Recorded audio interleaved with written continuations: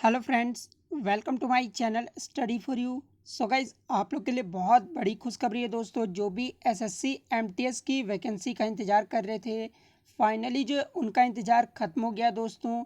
और नोटिस जो है वो जारी कर दिया गया है वैकेंसी के रिगार्डिंग। तो आज के इस वीडियो में जो हम लोग देखने वाले हैं कि इसका जो रजिस्ट्रेशन है वो कब से स्टार्ट होने वाला है, एजुकेशनल क्वालिफिकेशन जो है क्या रहने वाला है, एज लिमिट जो है क्या मांगी गई है, और फ़ी जो है इस फॉर्म के लिए कितना लगने वाला है, और साथ ही साथ जो है एग्ज़ाम पैटर्न क्या रहेगा और सिलेबस जो है इस एग्ज़ाम के लिए क्या रहने वाला है।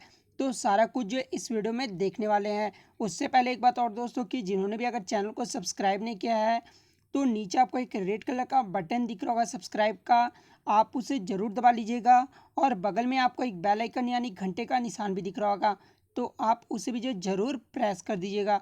तो चलिए वीडियो को स्टार्ट करते हैं। तो जैसा कि आप देख सकते हैं दोस्तों, ये जो है सरकारी एग्ज़ाम का ऑफिशियल वेबसाइट है और ये बहुत ही ट्रस्टेबल वेबसाइट है। ठीक है दोस्तों, यहाँ से मैं आपको बता देता हूँ कि एसएससी एमटीएस की जो वैकेंसी आने वाली है वो 8000 पोस्टों पर जो ये वैकेंसी आने वाला है। ठीक है, और टेंटेटिव का मतलब ये होता है कि आपका 8000 से ज़्यादा भी हो सकता है और 8000 से कम भी हो सकता है। ठीक है, तो ये चीज़ आपको ध्यान में रखना है। उसके बाद बात कर ले दोस्तों इंपॉर्टेंट डेट्स की। ठीक है, तो 25 अगस्त आप यहाँ पे देख सकते हैं, स्टार्टिंग डेट जो है वो 25 अगस्त बताया जा रहा है। 25 अगस्त से जो है आपका ऑनलाइन एप्लीकेशन जो है वो स्टार्ट हो जाएगा।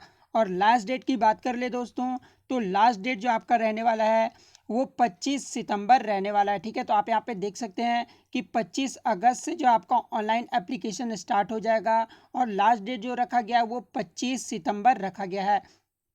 और साथ ही साथ आप देख सकते हैं कि last date of fee payment जो रखा गया है वो भी आपका 25 सितंबर रखा गया है। उसके बाद बात कर लेते हैं दोस्तों एग्ज़ाम डेट की। ठीक है, तो एग्ज़ाम डेट जो आपका पेपर 1 होगा वो आपका 26 अक्टूबर से 13 नवंबर तक जो है वो आपका चलने वाला है, जो कि आपका कंप्यूटर बेस्ड टेस्ट होने वाला है। ठीक है, तो इसमें आपको बता दूं दोस्तों कि इसमें जो आपका पेपर 1 और पेपर 2 होता है। ठीक है, एमटीएस के एग्ज़ाम में जो आपके दो पेपर होते हैं, पेपर 1 और पेपर 2 होता है। पेपर 2 जो होता है वो आपका क्वालिफाइंग नेचर का होता है। ठीक है, मैं आपको पहले ही बता दूं, देखिए पेपर 1 के आधार पर ही जो आपका मेरिट जो है वो तैयार किया जाता है।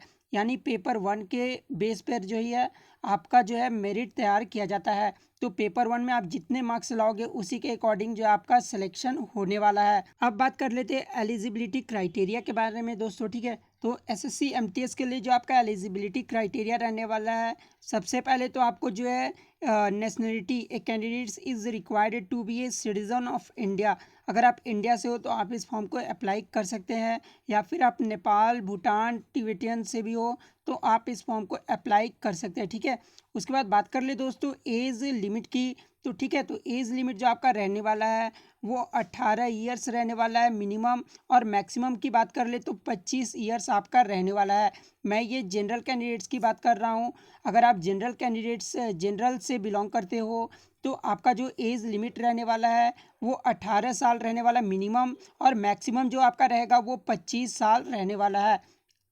उसके बाद बात कर ले दोस्तों एज की, जो आपकी काउंट की जाएगी यानी जो गणना की जाएगी वो आपका 1/8/2019 से जो है आपका एज का काउंट किया जाएगा। ठीक है, तो ये चीज़ आपको ध्यान में रखना है। सॉरी, इनसे जो है टाइपिंग मिस्टेक हो गया होगा, 1/8/2020 से जो है एज की काउंट की जाएगी। ठीक है, तो ये चीज़ आपको ध्यान में रखना है। और यहाँ पे देखिए कैंडिडेट्स बोर्न नॉट बिफोर 2/8/1994, इससे पहले अगर आपका जो है डेट ऑफ बर्थ है तो आप इस फॉर्म को नहीं भर सकते। ठीक है, यदि आपका जो है मान लीजिए 1/8/1994 तो आप इस फॉर्म को अप्लाई नहीं कर सकते, मैं आपको पहले ही क्लियर कर दूं। उसके बाद बात कर ले दोस्तों 1/8/2001 के बीच में अगर आपका डेट ऑफ बर्थ है, इसके बीच अगर आपका डेट ऑफ बर्थ है तो आप इस फॉर्म को अप्लाई कर सकते हैं। तो ये चीज़ आपको जो है क्लियर हो गया होगा। अब बात कर लेते हैं ओबीसी, एससी और एसटी कैंडिडेट्स का जो है एज रिलैक्सेशन जो एसएससी की तरफ से जो दिया जाता है वो आपका यहाँ पर मिलने वाला है। जैसा कि आप यहाँ पे देख सकते हैं एससी और एसटी वाले कैंडिडेट्स को जो 5 साल का जो एज रिलैक्सेशन मिलने वाला है, ओबीसी को जो यहाँ पर 3 साल का एज रिलैक्सेशन मिलने वाला है। आप यहाँ पे सिंपली देख सकते हैं। उसके बाद बात कर ले दोस्तों एजुकेशनल क्वालिफिकेशन की, तो यहाँ पे एजुकेशनल क्वालिफिकेशन आपका ज़्यादा नहीं मांगा गया है। यदि अगर आप 10th पास हो किसी भी रिकॉग्नाइज्ड बोर्ड या यूनिवर्सिटी से, तो आप इस फॉर्म को अप्लाई कर सकते हैं। मैं सिंपली आपको फिर से रिपीट कर देता हूँ कि इसमें जो एजुकेशनल क्वालिफिकेशन मांगी गई है वो मात्र आपकी जो है 10th पास मांगी गई है। तो यदि अगर आप 10th पास हो तो आप इस फॉर्म को अप्लाई कर सकते हो। अब बात कर लेते हैं एग्ज़ाम पैटर्न की दोस्तों। तो एग्ज़ाम पैटर्न जो आपका रहने वाला है एमटीएस के लिए, वो आपका 2 एग्ज़ाम आपका इसमें होने वाला है, ठीक है। आपका पेपर 1 होने वाला और पेपर 2 होने वाला है। मैंने आपको पहले भी बताया था, ठीक है। तो पेपर 1 जो होगा वो आपका ऑब्जेक्टिव टाइप होगा, ठीक है। तो ये चीज़ आपको ध्यान रखना है। पेपर 1 जो होगा वो आपका ऑब्जेक्टिव टाइप होगा, जो कि आपका ऑनलाइन लिया जाएगा। आप यहाँ पे देख सकते हैं ऑब्जेक्टिव टाइप क्वेश्चन जो है आपका पेपर 1 में होने वाला है। और पेपर 2 जो होगा वो आपका डिस्क्रिप्टिव टेस्ट होगा, ठीक है, जो कि आपका क्वालिफाइंग नेचर का रहने वाला है पेपर 2।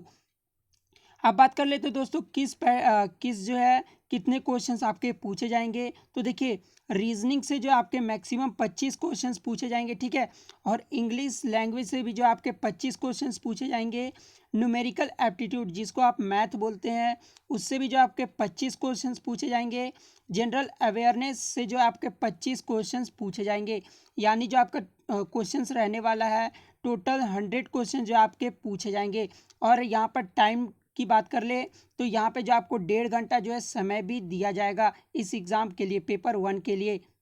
और यहाँ पे मैक्सिमम मार्क्स की बात कर ले दोस्तों, तो यहाँ पे जो है 150 मार्क्स जो है आपका यहाँ पर रहने वाला है, ठीक है। तो ये चीज़ भी आपको ध्यान में रखना है। उसके बाद बात कर ले दोस्तों एग्ज़ाम पैटर्न एमटीएस पेपर 2 का। तो देखिए जो आपका एमटीएस पेपर 2 होगा वो आपका डिस्क्रिप्टिव एग्ज़ाम होगा, ठीक है। जहाँ से जो आपके सब्जेक्ट हैं आप यहाँ पे देख सकते हैं, जहाँ से जो आपके short easy letter in English और एनी लैंग्वेज, जो भी लैंग्वेज आप चूज़ करना चाहते हो उस लैंग्वेज जो आप शॉर्ट ऐसे लिख सकते हैं, ठीक है। और जो कि आपका include in 8th scheduled of constitution से भी रहने वाला है। तो आप यहाँ पे देख सकते हैं कि जो आपका मार्क्स रहेगा वो 50 मार्क्स का रहेगा, जिसके लिए जो आपके 30 मिनट दिए जाएंगे। तो ये चीज़ भी आपको ध्यान में रखना है। और मैं आपको पहले भी बता दिया हूँ कि जो आपका पेपर 2 होगा वो मात्र आपका जो है क्वालिफाइंग नेचर होगा। जो आपका मेरिट बनेगा वो पेपर 1 के बेस पर ही जो आपका मेरिट बनने वाला है। तो जितने भी मार्क्स आप पेपर 1 में जो है आप गेन करोगे उसी के आधार पे जो आपका मेरिट लिस्ट तैयार किया जाएगा। सॉरी यहाँ पे मैंने आपको गलती बता दिया दोस्तों, ठीक है। जो आपके मार्क्स होंगे वो 100 मार्क्स का जो है आपका होने वाला है। मैंने गलती से आपको जो है 150 मार्क्स बता दिया था, ठीक है। तो ये चीज़ आप क्लियर कर लेना कि जो आपके 100 क्वेश्चंस पूछे जाएंगे और 100 मार्क्स के आपके रहने वाले एग्ज़ाम। एक क्वेश्चंस के लिए जो आपको 1 मार्क्स दिया जाएगा, ये चीज़ आपको ध्यान में रखना है। और इस एग्ज़ाम के लिए जो आपका निगेटिव मार्किंग भी रहने वाला है दोस्तों, मैं आपको पहले ही बता दूं कि 0.25 यानी 1/4 जो आपका इस एग्ज़ाम के लिए जो है निगेटिव मार्किंग रहने वाला है। तो ये चीज़ आपको ध्यान में रखना है, 0.25 जो आपका इस एग्ज़ाम के लिए निगेटिव मार्किंग रहने वाला है। उसके बाद बात कर ले सिलेबस की दोस्तों, तो आप सिलेबस भी आप देख सकते हैं। एसएससी एमटीएस इंग्लिश का जो आपका सिलेबस रहने वाला है, जहाँ से जो आपके वोकैबुलरी से पूछे जाएंगे क्वेश्चंस, ग्रामर से जो आपके क्वेश्चंस पूछे जाएंगे, सिनोनिम एंड एंटोनिम से भी जो आपके क्वेश्चंस पूछे जाएंगे, सेंटेंस से पूछे जाएंगे, सेंटेंस एंड स्ट्रक्चर से जो आपके क्वेश्चंस पूछे जाएंगे। उसके बाद जो है सेंटेंस करेक्शन से भी जो आपके क्वेश्चंस पूछे जाएंगे, आप यहाँ पे देख सकते हैं, ठीक है। उसके बाद बात कर ले दोस्तों यहाँ पर रीजनिंग की। तो रीजनिंग में जो आपके सिमिलैरिटीज़ एंड डिफरेंस से जो आपके क्वेश्चंस पूछे जाएंगे, स्पेस विजुअलाइजेशन से भी जो आपके क्वेश्चंस पूछे जाएंगे। उसके बाद प्रॉब्लम सॉल्विंग एनालिसिस से भी जो आपके क्वेश्चंस पूछे जाएंगे। उसके बाद जजमेंट से भी जो आपके यहाँ पे क्वेश्चंस पूछे जाएंगे। आप यहाँ सारा जो है यहाँ पे सिलेबस देख सकते हैं। तो अगर आपको सिलेबस के बारे में और जानना है तो आप जो है कमेंट करके ज़रूर बता दीजिएगा। मैं डिटेल के साथ जो है आपको सिलेबस के बारे में भी वीडियो में बता दूंगा, तो आपको जो है कमेंट करके ज़रूर बताना है। उसके बाद फ़ी का भी जो है मैंने आपको बता दिया दोस्तों कि फ़ी जो है यहाँ जनरल और ओबीसी कैंडिडेट्स वालों की जो है 100 रुपये लगने वाले हैं, ठीक है। और एससी और एसटी और पीएच या फीमेल कैंडिडेट्स, तो उनको जो है 1 भी रुपये पे करना नहीं होगा। तो ये भी आपको बात ध्यान में रखना है। अगर आप एससी कैटेगरी से बिलोंग करते हो या एसटी कैटेगरी से बिलोंग करते हो तो आपको जो है इस एग्ज़ाम के लिए जो है कोई भी फ़ी जो है वो नहीं देना होगा, ठीक है। और यदि आप फीमेल कैंडिडेट्स हो तो आपको भी जो है कोई भी चार्ज नहीं लगने वाला है। तो ये चीज़ भी आपको ध्यान में रखना है। उसके बाद आपको कोई भी इस वैकेंसी के रिगार्डिंग कोई भी आपको डाउट है दोस्तों, तो आप जो है कमेंट्स करके ज़रूर पूछ लीजिएगा।